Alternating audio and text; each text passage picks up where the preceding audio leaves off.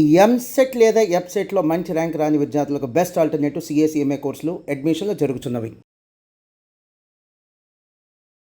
వాగర్థావివ సంపృక్తౌ వాగర్థ ప్రతిపత్తయే జగతః పితరౌ వందే పార్వతీ పరమేశ్వరౌ.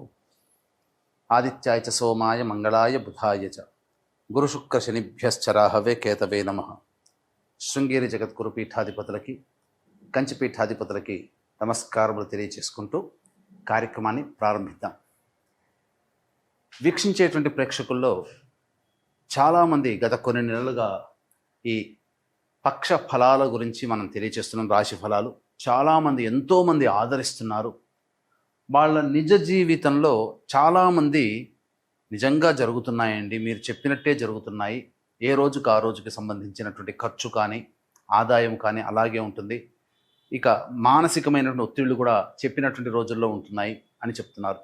కానీ కొంతమంది మాకు ఇవేవి జరగట్లేవు ఎందుకని అని చెప్పి అడుగుతున్నారు. అయితే ఇక్కడ క్లారిటీ మీకు ఒకటి తెలియచేస్తాను. ముఖ్యంగా పేరును బట్టి కాకుండా జన్మ నక్షత్రము ఉండి జన్మ రాశి గనక ఉన్నటువంటి వాళ్ళు ఖచ్చితంగా ఆ రాశే చూసుకోవాలి. అది ఒకటి పాయింట్ గుర్తుపెట్టుకోవాలి. ఇక రెండో పాయింట్, చాలామంది ఈ జొడాయిక్ సైన్ సన్ ప్రకారం కనుక రవి ప్రకారం సూచించబడినటువంటిది. అంటే ఏంటి, జూలై 23 నుంచి ఆగస్టు 23 వరకు సింహరాశికి సంబంధించినటువంటి వాళ్ళు. ఈ జూలై 23 నుంచి ఆగస్టు 23 మధ్యలో పుట్టిన వాళ్ళు సింహరాశి చూసుకుంటున్నారు. అది తప్పు. మీరు పుట్టిన డేటు, టైము, ప్లేస్ను బట్టి మీకంటూ ఒక నక్షత్రము, ఒక రాశి ఉంటుంది. ఆ రాశి మాత్రమే చూసుకోవాలి. అయితే కొంతమంది మరి మాకు నక్షత్రాలు రాశులు లేవండి, మరి ఏంటి అన్నప్పుడు నామ నక్షత్రాన్ని బట్టి చూసుకోవాలి. అయితే ఇక్కడ కూడా చాలామంది పొరబడుతున్నటువంటి విషయం ఏంటంటే, ఉదాహరణకి లక్ష్మి అనే అమ్మాయి ఉంది. ఆ అమ్మాయి చూచే చోళ కాబట్టి లక్ష్మి అని అంటే అశ్విని నక్షత్రంగా భావించుకొని మేషరాశిగా భావించుకొని మేషరాశి ఫలాలు చూస్తున్నారు. కానీ ఆ లక్ష్మి అనే అమ్మాయికి తెలుసు తాను కన్యారాశిలో పుట్టాను అని చెప్పి.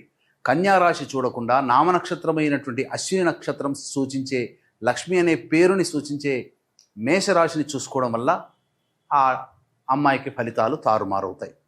కాబట్టి ఏతావాత చెప్పొచ్చేది ఏమిటంటే, కంక్లూజన్ ఒకే మాటలో చెప్పాలంటే, మీకు జన్మ నక్షత్రము ప్రకారము జన్మ రాశి ఉంటుంది. ఆ రాశిని బట్టే చూడాలి తప్ప సన్ జొడాయిక్ సైన్ అనగా ఈ మంత్లో పుట్టిన వాళ్ళు ఈ రాశి అని చెప్పుకుంటారు కదా, అది తప్పు. అది ఫాలో కాకూడదు.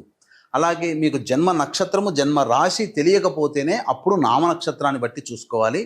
ఇది క్లారిటీగా అందరూ గమనించగల ప్రార్థన. అప్పుడే ఇప్పుడు నేను చెప్పబోయే ప్రతి పక్ష ఫలాలు చెప్పబోయే ఫలితాలు మీకు దాదాపుగా 90% మీకు సూట్ అవుతాయని చెప్పవచ్చు.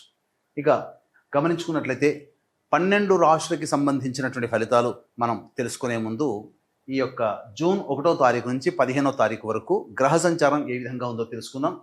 యాజ్ యూజువల్గా శని మీనరాశిలో, రాహు కుంభరాశిలో, కేతు సింహరాశిలో, అలాగే శుక్రుడు మేషరాశిలో మరియు వృషభ రాశిలో రవి సంచారము, 6వ తారీఖు వరకు బుధుడు వృషభ రాశిలో, 7వ తారీఖు నుంచి బుధుడు మిథున రాశిలో, అలాగే గురువు మిథున రాశిలో, కుజుడు 6వ తారీఖు వరకు కర్కాటక రాశిలో, తదనంతరం 7వ తారీఖు నుంచి కుజుడు సింహరాశిలో మరియు కేతు కూడా సింహరాశిలోనే సంచారం చేస్తున్నాడు.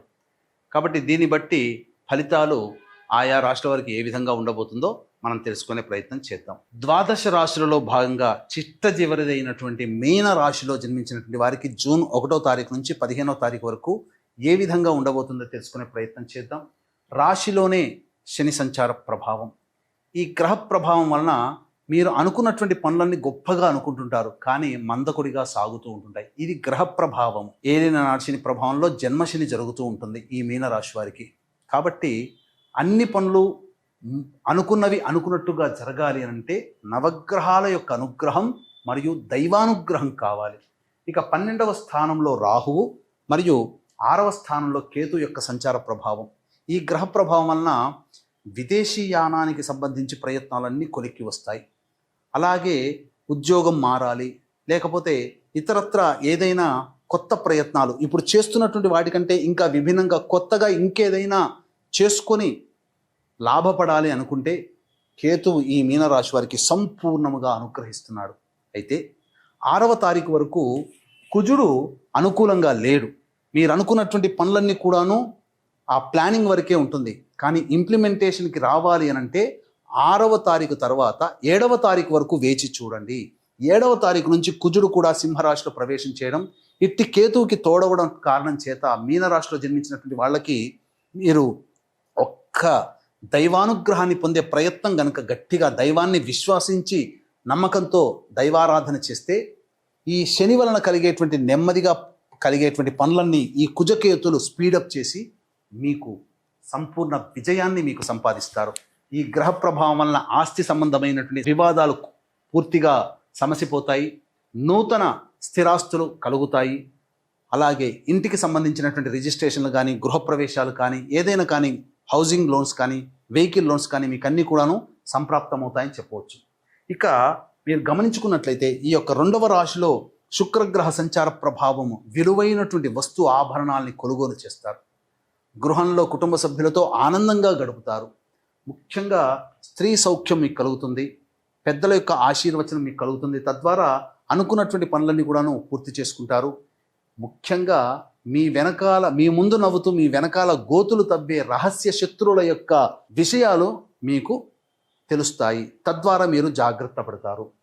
ఇక 3వ స్థానం అనగా వృషభ రాశిలో రవి యొక్క సంచార ప్రభావం సంపూర్ణంగా ఉండడం వల్ల నిరుద్యోగస్తులకి చక్కటి అవకాశాలు లభిస్తాయి. ఆనందకరమైనటువంటి జీవితాన్ని పొందుతారు. ముఖ్యంగా యోగదాయకంగా ఉంటుంది. అయితే 6వ తారీఖు వరకు బుధుడు అక్కడ ఉన్నటువంటి కారణం చేత, వృషభ రాశిలో సంచారం చేస్తున్నటువంటి కారణం చేత కొంత విపత్కర పరిస్థితులు అనేటువంటివి ఉంటాయి.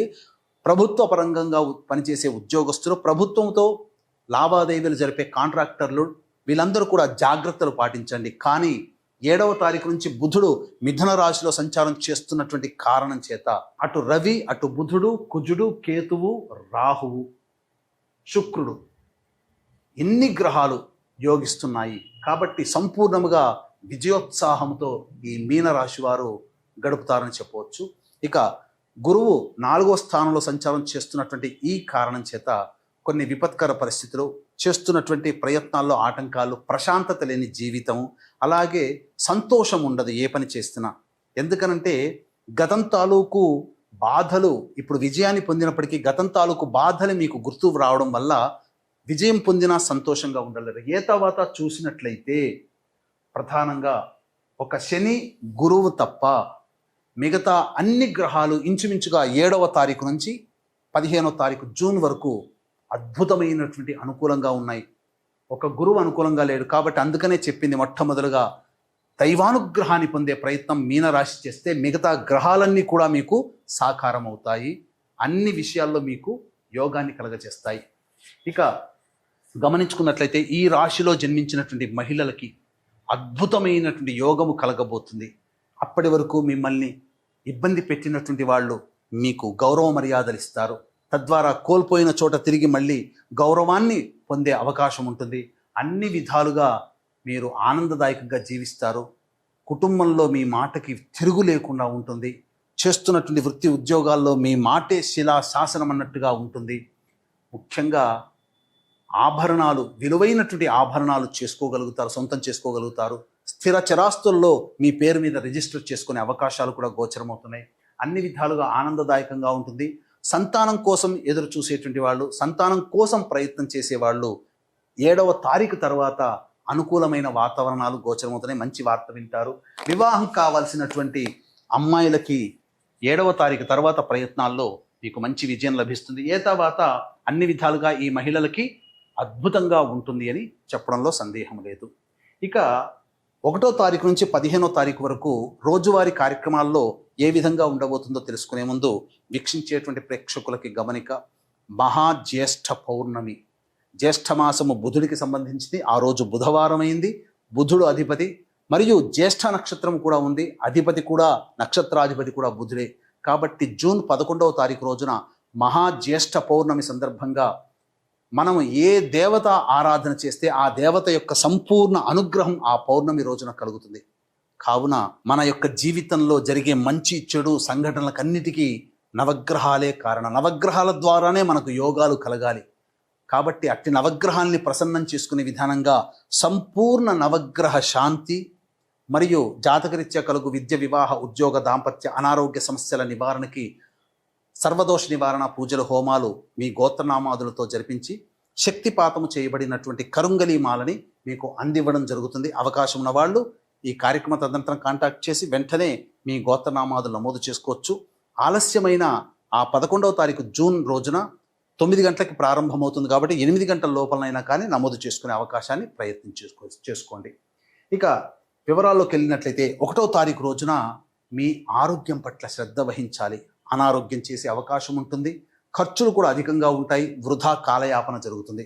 2, 3, 4, 5, 6 తేదీల్లో కనుక చూసుకున్నట్లయితే ఆనందముతో మీ జీవితాన్ని గడుపుతారు. ముఖ్యంగా రాని బాకీలు వసూలవుతాయి. నిరుద్యోగస్తులకి ఉద్యోగం లభించే అవకాశం ఉంటుంది. ప్రమోషన్లు ఆల్రెడీ చేస్తున్న ఉద్యోగస్తులకి ప్రమోషన్లు కలుగుతాయి. విందులు వినోదాల్లో పాల్గొంటారు.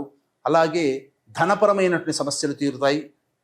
ఖర్చుకు మించిన ఆదాయం లభించడం ద్వారా చాలా సంతోషంగా గడుపుతారు అని చెప్పవచ్చు. 7, 8, 9 తారీఖుల్లో ఎక్కువగా ఖర్చులు కలుగుతాయి. మానసికమైన ప్రశాంతత లోపిస్తుంది. మీ వెనక మంచిగా ఉండి వెనక గోతులు తవ్వే వాళ్ళు ఉంటారు. శత్రువులు పెరుగుతారు. జాగ్రత్తలు పాటించండి. ముఖ్యంగా స్త్రీల వల్ల కొన్ని సమస్యలు 7, 8 తారీఖుల్లో 9 తారీఖుల్లో గోచరమవుతాయి. అనవసరమైన ఖర్చులు కూడా పెరుగుతాయి కాబట్టి జాగ్రత్తలు ఉండండి. ఇక 10, 11 తేదీల్లో సంతానం మూలకంగా ఖర్చులు, సమస్యలు పెరుగుతాయి. విభేదాలు కూడా ఉంటాయి కాబట్టి జాగ్రత్తలు పాటించండి. ఆస్తి సంబంధమైనటువంటి వివాదాలు ఎక్కువగా మీకు కలుగుతాయి. తద్వారా అనవసరమైనటువంటి ఖర్చులు మీకు పెరుగుతాయని చెప్పవచ్చు. విదేశీయానానికి సంబంధించి ప్రయత్నము కాస్త 7వ తారీఖు నుంచి మీకు అనుకూలంగా ఉంటుంది. ఆ విధంగా మీరు పోటీ పరీక్షల్లో నెగ్గుకు రావచ్చని చెప్పవచ్చు. ఇక 12, 13, 14, 15 తేదీల్లో కనుక చూసుకున్నట్లయితే అన్ని విధాలుగా అన్ని వృత్తి, ఉద్యోగ, వ్యాపార రంగంలో ఉన్నటువంటి వాళ్ళు గొప్ప విజయాలు పొందుతారు. ధనాదాయం చాలా చక్కగా ఉంటుంది. విందులు వినోదాల్లో కుటుంబ సభ్యులతో ఆనందంగా ఉంటారు. పాత మిత్రులను కలుసుకుంటారు. ధనాదాయం కూడా చాలా చక్కగా ఉంటుంది. మీ పేరు ప్రఖ్యాతులు పెరుగుతాయి. నిరుద్యోగస్తులకి ఉద్యోగం లభిస్తుంది. అన్ని విధాలుగా అనుకూలంగా ఉంటుంది. కాబట్టి 7, 8, 9 మరియు ఈ సంబంధించినటువంటి 10, 11 ఈ 5 రోజుల పాటు జాగ్రత్తలు పాటించినట్లయితే మిగతా రోజులన్నీ కూడా అనుకూలంగా ఉంటాయి. ముఖ్యంగా శని, గురువు కూడా అనుకూలంగా లేడు. మిగతా గ్రహాలు అనుకూలంగా ఉన్నాయి. కాబట్టి దైవానుగ్రహాన్ని పొందే ప్రయత్నం చేయమని చెప్తున్నాను. దీంట్లో భాగంగా మహాజ్యేష్ఠ పౌర్ణమి రోజున నవగ్రహాల అనుగ్రహం కోసం సంపూర్ణ నవగ్రహ శాంతి, జాతకరీత్యా కలుగు అన్ని రకాల సమస్యల నివారణకి సర్వదోష నివారణ పూజలు, హోమాలు మీ గోత్రనామాదులతో జరిపించి శక్తిపాతము చేయబడినటువంటి కరుంగలి మాలని మీకు అందివ్వడం జరుగుతుంది. అవకాశం ఉన్న వాళ్ళు కార్యక్రమ తదనంతరం కాంటాక్ట్ చేసి మీ గోత్రనామాదులు నమోదు చేసుకోవచ్చు. అలాగే ఇప్పుడు చెప్పబడినటువంటివన్నీ కూడాను రోజువారీ కార్యక్రమాల్లో జరిగే మంచి, చెడు, ఆదాయము, ఖర్చు వివరాలు. ఇంకా డీప్గా మీ యొక్క జన్మ జాతకంలోని విశేషాల గురించి తెలుసుకోవాలనుకున్నట్టయితే దగ్గరలోని మంచి ఉపాసనా పరులైనటువంటి జ్యోతిష్యుల్ని సంప్రదిస్తే మంచి మెరుగైనటువంటి జీవిత పంథాన్ని మీరు సొంతం చేసుకోగలని తెలియజేస్తూ సర్వం శ్రీ ఉమామహేశ్వర పరబ్రహ్మార్పణమస్తు.